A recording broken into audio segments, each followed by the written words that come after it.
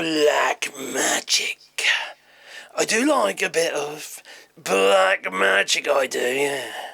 I like to grab the black magic by the pussy. No, not that kind of black magic. No. I'm talking about the other kind of black magic. No, not that one either, no. I'm not sitting there in the aliens with my voodoo doll of a bright orange one, that is, of Donald Trump, and jumping it with a thick and knitting again and again. It's a blunt object, you'd say. And again and again and again. Oh, there you go. No. It's not that either. But all that does seem like a great idea. Well, I'm talking about Blackmagic Design, yeah. No, not the boxes of chocolate and the geezer on the skis, the water skis and stuff, you know, the handsome fella. No, if you don't know, that's an old chocolate brand with sickly chocolates in. But anyway, now, I'm talking about Blackmagic Design. The Blackmagic Design is an Australian company, I believe. And I actually use some of their products because of video. And that's what they're well known for. They actually work quite exclusively but they work they do a lot of work for the film industry, but also a lot of people who make videos and YouTube videos use their equipment. Right, whether it be the cameras, they've got 12K cameras, but also they do a lot of software. One in particular, if you've seen some of my videos I do, I use software called DaVinci Resolve. Now, it's a great bit of software. It's free as well, but they do a pro version of it. You have to pay about €400, which isn't horrendous because it's a one-off payment. Now, not like subscriptions you have to do now with things like Photoshop. No, but anyway, Trump has just literally blocked them or forced them into making a decision not to build a factory in the United States. Now, they build cameras and stuff like that. I'm talking about the big box type cameras used for film sets and stuff like that, yeah? They also do the Blackmagic, they do the pocket camera and as well. They call it a pocket camera, but it's about that big. It's a great thing. But it's a brilliant camera, though. Anyway, that's a 6K. Brilliant bits of kit, really are. And they do like all the desk console units with all the little twiddly knobs in and stuff like that for transitions and really, really good high quality stuff. They do streaming stuff for YouTube channels. You know, so you stream directly from the device and not from your computer. It's really clever shit, it is.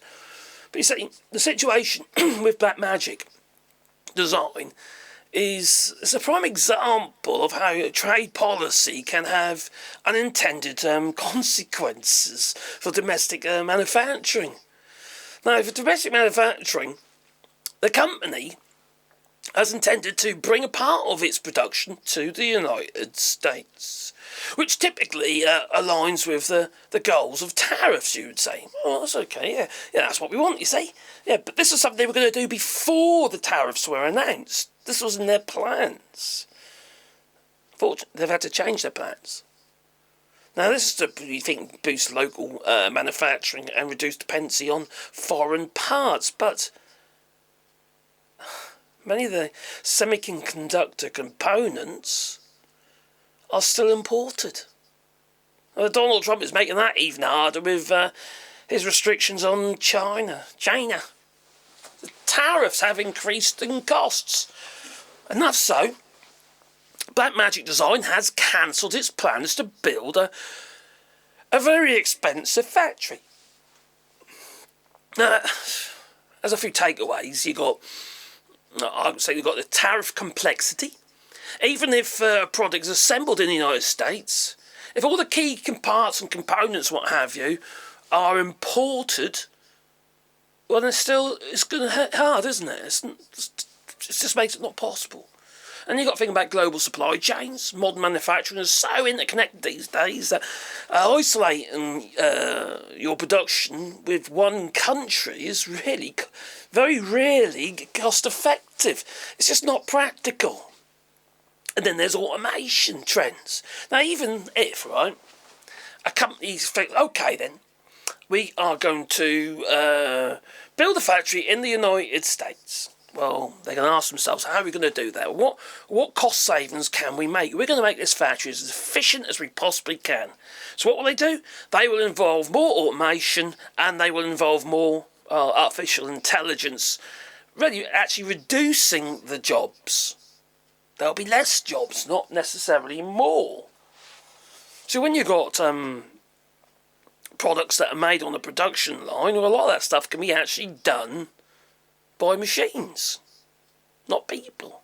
So the idea you're going to hike up the amount of jobs is unlikely. And then other companies will come along and say, wow, that's a bloody great idea. You save a fortune on employment costs. Then what do? They then make the investment to save money. You know, most companies' biggest expense is the people. It is the workers. You see, there's liabilities. You can't just sack someone, for instance. You have to give them some kind of alimony, some kind of payment. You don't need to do that with robots. Besides, robots will work 24/7. People don't want to do that. They need to sleep, apparently. They want to eat something. So you can understand why companies will take that route. So it could start a trend if you do bring industry into the country, you could start a trend that actually has a negative effect. Now, I love artificial intelligence. I think it's very useful, but I do believe there must be some restrictions on it. I think there needs some regulation, but there needs to be a global understanding, otherwise it'd never work. So it's not going to happen, is it? I think we are severely at risk as a people from artificial intelligence. Oh, for starters, we'll have no jobs.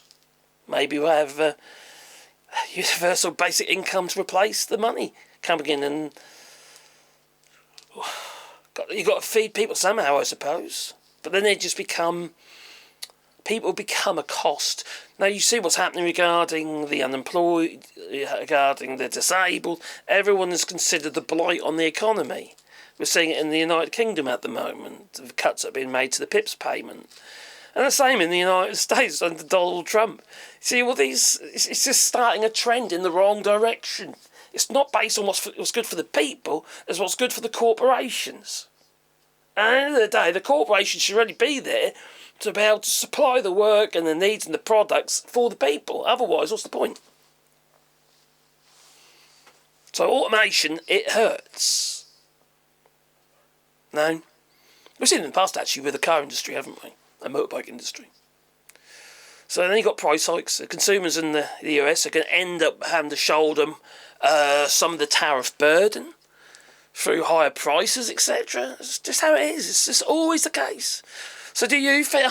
So I suppose, do you think that this kind of policy, tariff policy, ultimately helps or hurts innovation and growth in industries like film tech, etc., or any tech industry come to that? I do. I think it severely hurts it, but I think we're heading into some very dark times, to the point of possible depression. Lovely. Anyway, what do you reckon? Please leave it in the comments down below. It looks like the tariffs are backfiring big time on Donald Trump. Look, Donnie, you shouted. Yes, that kind of backfiring too. I've seen his skid marks, haven't you? Please leave it in the comments down below. If it's people like button, maybe subscribe to the channel, so then you get a warm fuzzy feeling in your pocket every time I take the piss out of Donald Trump and others. Yes, it's mainly Trump at the moment. He's so extreme. Somebody's got to talk about it. Anyway, please people the like button. And if you want to support the channel, do a Patreon or buy us a coffee, and the links are down below. And it is very much appreciated, and we couldn't do this channel without your support. We just couldn't. So if you enjoy it, any little contribution, would, no matter what it is really, would make a big difference. It really does. Anyway, have a lovely day.